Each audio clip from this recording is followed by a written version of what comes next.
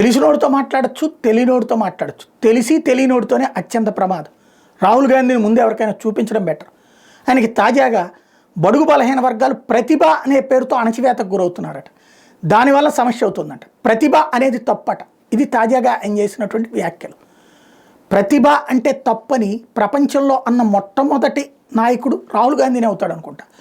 కులం పేరుతో, మతం పేరుతో, వర్ణం పేరుతో, వర్గం పేరుతో ఓటర్లని చీల్చి మైనారిటీలని, దళిత బడుగు బలహీన వర్గాల్ని మోసం చేసి వాళ్ళకి తప్పుడు సమాచారాలు ఇచ్చి తప్పుడు విధంగా వాళ్ళని అధ్యయనం చేసి వాళ్ళని చివరికి మిగతా ప్రజలతో దూరం చేస్తూ పబ్బం గడుపుకునే దరిద్రపు అలవాటికి ఇది సజీవ సాక్ష్యం.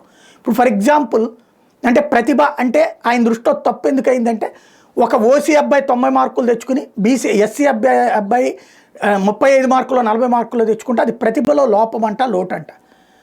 అంతే తప్పించి ఇక్కడ ఎస్సీల్లో కూడా ఇప్పుడు 100కి 100 తెచ్చుకుంటున్న వాళ్ళు ఉన్నారు, 100కి 90 తెచ్చుకుంటున్నటువంటి వాళ్ళు ఉన్నారు.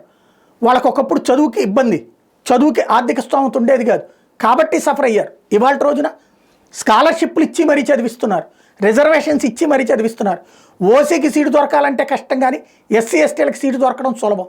అట్లాంటి సిచ్యువేషన్లో వాళ్ళు ఎదుగుతున్నారు.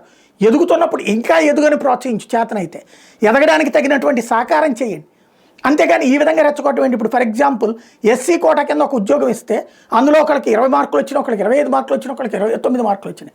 అప్పుడు ప్రతిభాధారంగానే కదా 29 మార్కులు వచ్చిన వాళ్ళకి ఇస్తారు కదా. కానీ ప్రతిభ కాదని అందరికంటే తక్కువ మార్కులు వచ్చిన వాళ్ళకి ఇస్తారా? అప్పుడు ఎవడన్నా చదువుతాడా? 0 మార్కులు -4 మార్కులు కావాలని కోరుకోరా? ఇలాంటి వ్యక్తి ఈ దేశానికి ప్రధానమంత్రి కావాలనుకోవడం మన దేశపు దౌర్భాగ్యం.